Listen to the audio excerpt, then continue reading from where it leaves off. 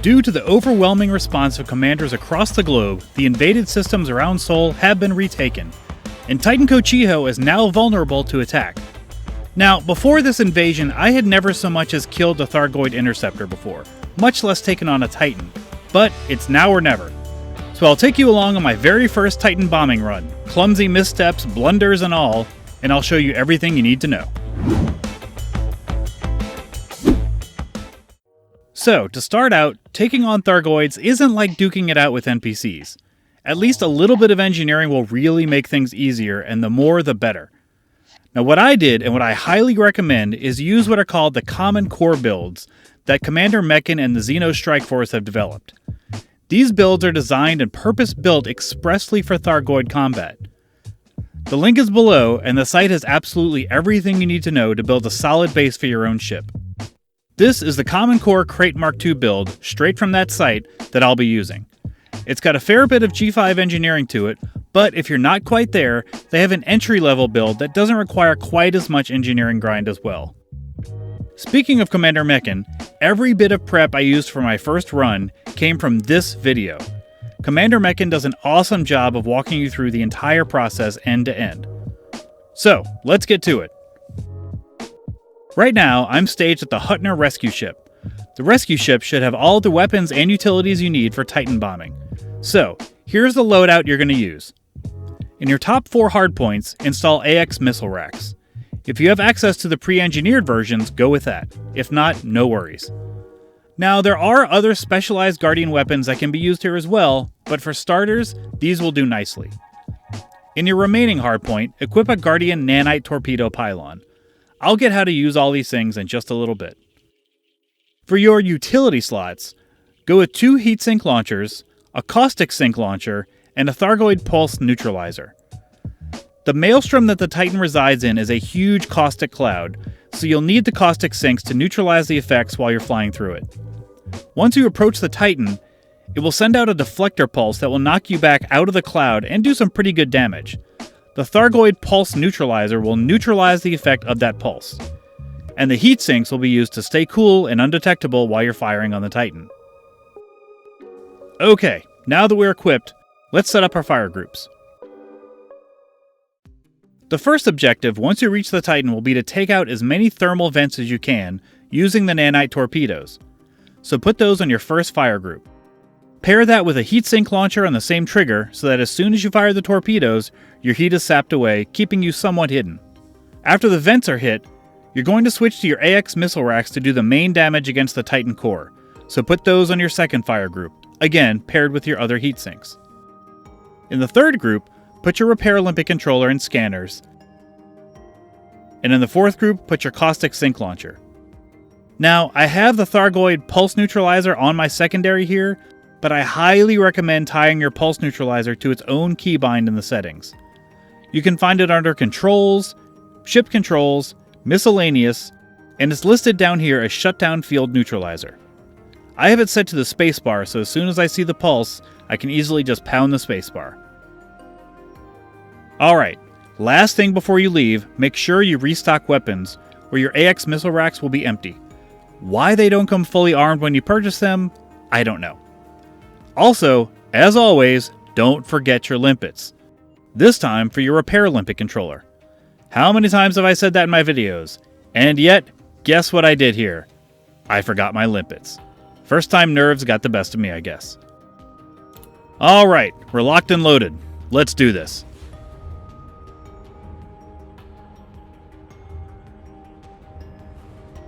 Now plot your course to Sol and make the jump. At this point, you'll almost certainly be hyperdicted.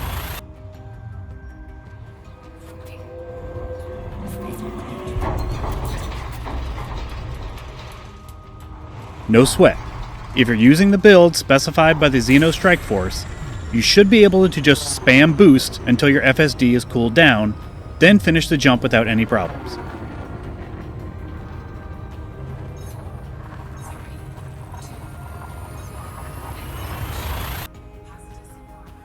Now once you reach Sol, target Titan Cocijo from the nav panel. The interference and my nervous fingers made it a little difficult.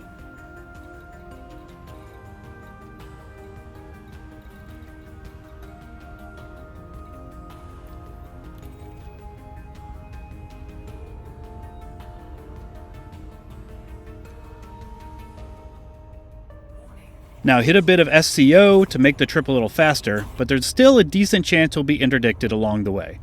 By some miracle this time, I wasn't. But again, shouldn't be an issue. Just make sure you throttle down and submit, then just keep boosting until you can jump back to Super Cruise. On a side note, I don't know if anyone has ever successfully beaten a Thargoid interdiction. Anyway. There's the big nasty Titan cloud dead ahead. Now, unlike most targets in Super Cruise, you'll only be able to successfully drop at around 200 kilometers, so be on your toes.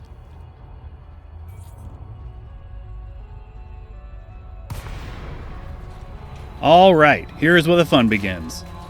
Keep flying toward the Titan signal, and it should get you close. You're looking for a big, red, lightning-filled cloud.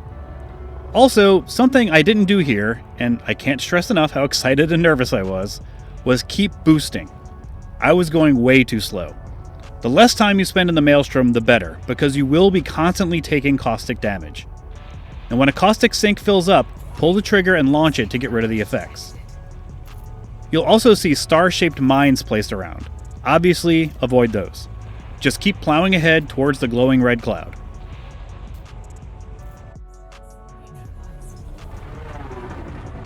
Now, when you see it start to change color and hear the Titan moan, that's your clue that the deflector pulse is imminent. Put 4 pips to systems and get ready to activate the pulse neutralizer. The window for the neutralizer is just a few seconds, so when you see the pulse, wait a second or two, then hold down the neutralizer trigger. The pulse will still hit you, but it won't knock you back or do as much damage.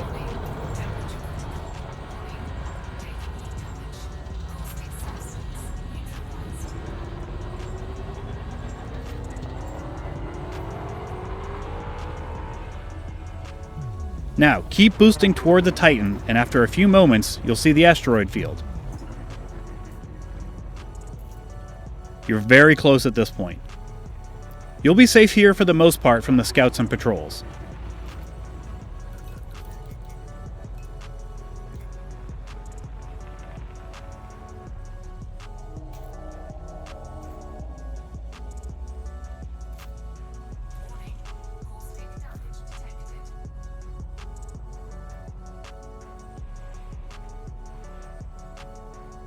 And now you'll see the imposing form of the Titan finally coming into view.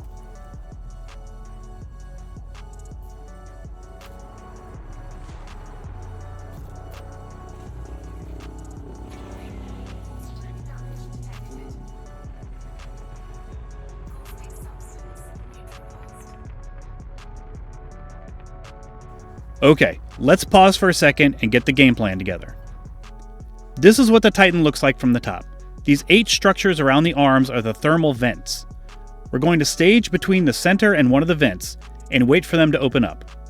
Once they do, you're going to go around and fire as many nanite torpedoes as you can into those vents. Once the first one hits, you'll have a limited time to hit the others. Then on the bottom of the Titan, in the center, the heat core will open for a few seconds.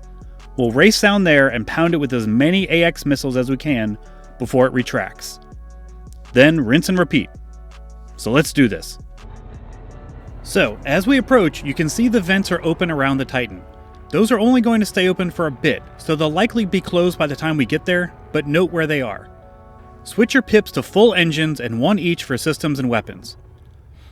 Okay, approach the Titan, and we're going to settle between the maw in the center and one of those vents. The glowing gills will show you what state the Titan is in. When it's green, it's safe to approach. If you're detected, the gills will change to orange and red, which will trigger cannons and missile turrets to deploy, as well as scouts and interceptors to chase you down. It's simple for me because I happen to be red-green colorblind, so I'm just going to go for it. Okay, keep an eye on your radar and then settle within range of one of the vents, and switch your fire group to the nanite torpedoes.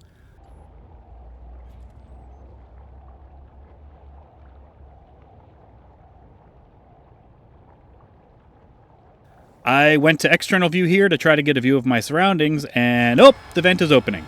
Okay, it's go time. Target the vent, let your torpedoes lock on, then fire and move on to the next one as fast as you can. This was my first time using the torpedoes, so I could have gone a lot faster here, but just fire and move on and take out as many vents as you can before they close. Once the torpedo locks, fire away.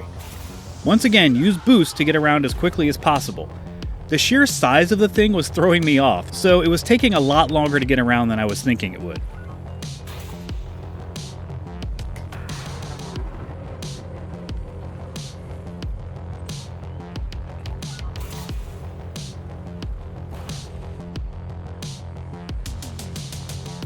Now, once you see this message, quickly head down to the underside and look for the glowing pineapple that is the heat core.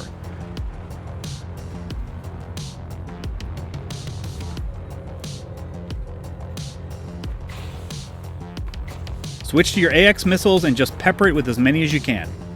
I got a little excited here and boosted right into the core. Probably don't do that.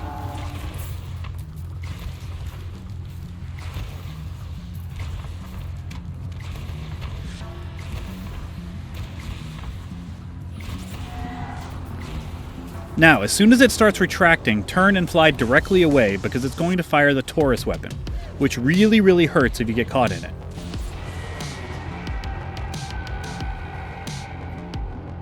You'll see your credit bonus pop up, so congratulations, you successfully bombed the Titan.